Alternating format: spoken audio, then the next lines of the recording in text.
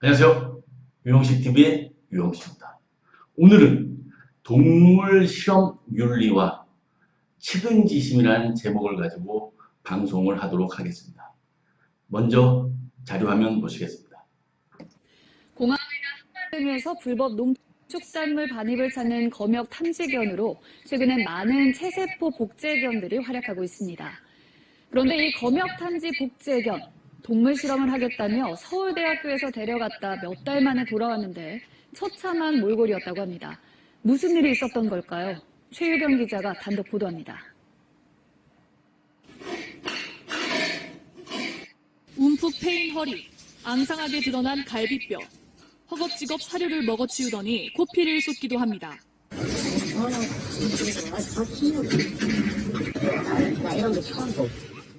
낮은 돌턱도 오르지 못하고 생식기는 비정상적으로 커져 있습니다. 이 개는 국내 동물복제 최고 권위자로 꼽히는 서울대 수의대 이병천 교수팀이 2012년 탄생시킨 메이라는 복제견입니다. 비글 품종의 메이는 5년 넘게 농축산물 검역 탐지견으로 활약해왔습니다. 그런데 지난해 3월 서울대 이 교수팀이 동물 실험을 하겠다며 메이를 데려간 뒤 8달 만인 11월 이런 몰골로 돌려보낸 겁니다. 지난해 9월부터 이 교수팀이 운동 후 심박수 변화 실험을 시작한 후 이상 증세를 보였고 급기야 지난해 10월엔 심한 발작을 일으켰습니다. 완전 은근이었어요. 애가 거의 막 눈을 완전 다 뒤집혀서 막 발작을 해서 왔기 때문에 혹시 뭐 이거 스트레스 때문에 이런 거 아니냐 이런 얘기는 있었는데 지금은 마약 성분의 약을 먹으며 하루하루를 버티고 있습니다. 취재팀이 입수한 이병천 교수팀의 메이의 실험 계획서입니다. 번식학 및 생리학적 정상성 분석 실험, 여러 차례 정자를 채취하고 교배를 시킨 것으로 추정됩니다. 이 교수에게 여러 차례 입장을 물었지만 묵묵부답. 메이라는 개가 검역 본부에 맡겨졌을 때 좀 많이 상태가 안 좋았던 걸로 아는데 걔가 지금 자연사를 한 건가요? KBS 취재 결과 메이를 옮겨놓은 시기는 서울대 동물실험윤리위원회의 자체 점검이 있던 때로 확인됐습니다. 당시 연구팀 관계자도 감사기간이어서 잠시 맡기러 왔고 돌아가면 안락사시킬 거라고 말한 걸로 전해졌습니다. 서울대 동물실험윤리위원회는 동물 상태와 시설을 1년에 한 번씩 점검하는데 문제가 될 걸 우려한 연구팀이 몰래 숨긴 걸로 보입니다. 비윤리적 실험이 여러 차례 적발되면 실험실이 폐쇄될 수도 있기 때문입니다. 하지만 실험동물들을 전수조사하는 게 아니어서 마음먹고 숨기면 적발할 수 없는 구조입니다.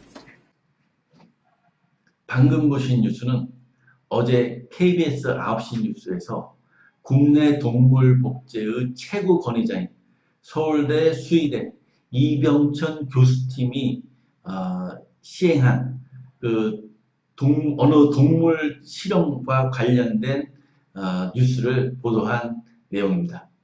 제가 오늘 방송을 하기로 결심한 이유도 바로 이 뒤에 보시는 이 복제견 메이를 보고서 방송하기로 마음먹은 것입니다. 제가 서울대 수의대 이병천 교수팀의 동물 실험에 대해서 왈가왈부할 생각은 없습니다.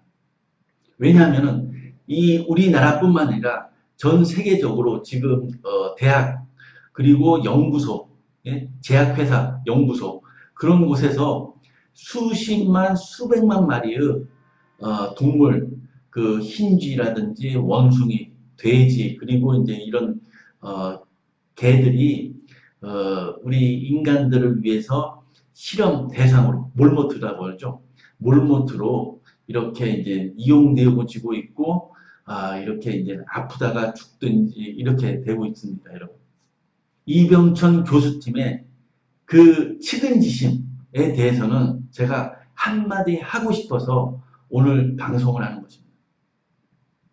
여러분은 이제 지난달에 혹시 뉴스를 보셨는지 모르지만은 우리 인간의 그 난치병 중에 이제 치매라고 있지 않습니까? 네? 알츠하이머. 그 알츠하이머를 고칠 수 있는 후보 물질 신약으로 아두카누밥이라는 그 후보 물질이 있었습니다. 미국의 이제 그 바이오 업체인 바이오젠과 일본의 헬스케어 업체인 에자이가 이제 함께 수년 동안 막대한 자금과 노력을 기울여서 그 전임상, 그리고 임상 1상, 그리고 임상 2상을 하다가 지난달에 그 중단한 것입니다. 임상 2상에서 이제 2건 그 치매 환자를 상대로 임상 2상 시험을 하다가 중단을 했습니다. 그 바이오젠과 에자이가 발표한 내용은 그 후보 물질인 아두카누밥의 그 위험성 때문이라고는 설명하지 않았지만은 어떤 이유에서든 간에 그렇죠. 이 아두카누밥이 그 치매 치료에 효능은 있었지만은 그 역효과, 치매 치료하는 것보다도 역효과가 컸다면은 그 임상 실험을 더 이상 진행할 수 없었던 것이죠. 이 아두카누밥이 치매에 대해서 제가 좀 설명을 드리면은 베타 아밀로이드죠. 베타 아밀로이드라는 독성 단백질이 신경세포에 들러붙어서 치매가 발생되고 그 플라크라고 하는데 그 플라크를 제거하는 물질로서 아두카누밥이 그 가장 그 근접한 효과를 낼 수 있는 물질로 꼽혔는데 그 지난달 그 바이오젠과 에자이가 임상 2상 실험을 중단함으로써 아두카누밥은 그 후보에서 빠지는 그런 뉴스를 했습니다. 그러면 제가 왜 바이오젠과 에자이 두 기업을 언급하고 알츠하이머, 아두카누밥을 언급했냐면은 그렇습니다, 여러분. 바이오젠과 에자이는 어떤 이유에서인지 발표는 하고 있지 않지만은 그 임상 2상에서 2건 치매 환자를 상대로 실험을 하다가 멈췄다는 것입니다. 예. 그리고 제가 이병천 교수님에게 화가 나는 것은 이렇게 메이와 동의, 여러분 그 동의를 그 치료했던 그 수의사의 그 인터뷰 보셨죠? 예? 동의가 눈이 그 뒤로 하고, 예? 지금 그 마약 성분의 약을 먹으면서 겨우 지금 생명을 그 지탱하고 있다는 것입니다. 그러면 이병천 교수팀은 동물 실험 윤리를 떠나서 인간의 본성인 그 측은지심에 의해서 이 그 동물 실험을 멈췄어야만 한다는 것이 저의 주장인 것입니다.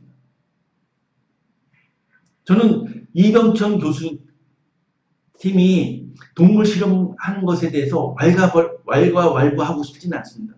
하지만 매일 이렇게 그 다리에 힘도 없어서 그 겨우 그 계단 하나 올라가지도 못하고 비정상적으로 생식기가 커져가지고 코피를 쏟아내고 그럼에도 불구하고 이 이병천 교수팀은 그 사실을 서울대 동물윤리위원회가 조사 하는 직전에 서울 그 인천공항 그 검역단에 맡김으로써 그 사실조차 은폐하려고 했다는 것입니다.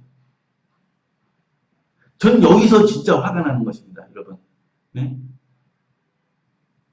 여러분 지금 코롱생명과학에서 인보사에 대해서 이제 식약청에서 조사를 하고 있습니다. 왜냐하면은 인보사에서 그 연골 세포가 아닌 신장 세포를 코롱생명과학에서는 그것이 명칭, 세포가 바뀐 것이 아니고 그 명칭이 바뀌었다고 하는데 저는 그거 말도 안 된다고 생각하고 식약처에서는 그 코롱생명과학과 인보사 그에 대해서 철저히 조사해야 됩니다. 그리고 저는 그 서울대 수의대 이병천 교수팀이 실시한 전 동물 실험에 대해서도 전수검사와 그리고 그 동물 실험에 쓰였던 동물들이 어떻게 사후 처리가 되었는지에 대해서도 서울대 동물실험윤리위원회뿐만 아니라 보건복지부에서 그 조사에 들어가야 된다고 생각합니다. 왜냐하면 인간을 위해서 신약 개발이라든지 치료제를 개발하기 위해서 전 임상의 동물 실험이 쓰일 수밖에 없습니다. 하지만은 거기에 쓰여지는 동물 실험에 쓰여진 동물들을 우리가 측은지심을 가지고 대하고자 우리가 동물 실험 윤리를 제정한 것입니다. 그리고 세계적으로 그 동물 실험 윤리를 따르고 있는 것입니다. 여러분 황우석 박사 사태 여러분 기억하시는지 모르지만은 저는 그때 가장 걱정됐던 게 뭐냐면은 그때 이제 그 많은 여성들이 자신의 난자를 황우석 그 박사의 연구에 기증을 하려고 했고 실제로 그 몇몇 여성들의 난자가 난소에서 채취되는 그 일이 있었습니다. 근데 그때 황우석 박사가 과연 그 난소에서 난자를 채취하는 것이 어떤 위험을 갖고 있고 채취된 난소에서 채취된 난자가 어떤 연구에 쓰여질 것인지 그 기증한 여성들에게 자세하게 설명을 했는지 저는 의문을 가질 수밖에 없는 것입니다.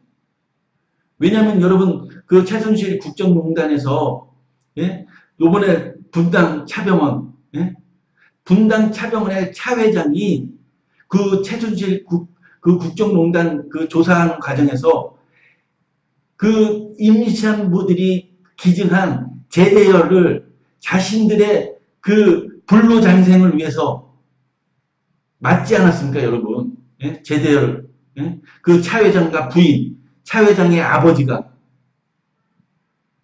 저는 이 서울 수의대 이병천 교수의 이 동물 실험은 낱낱이 소상히 밝혀져야 하고 또한 이 우리 그 대한민국 소재 대학교 그리고 제약회사 그리고 다른 연구소에서 동물 실험에 그 이용되고 있는 동물들에 대해서 우리가 동물 실험 윤리가 정확하게 지켜지고 있는지 이번 기회에 보건복지부가 종합감사를 해야 된다고 저는 생각합니다.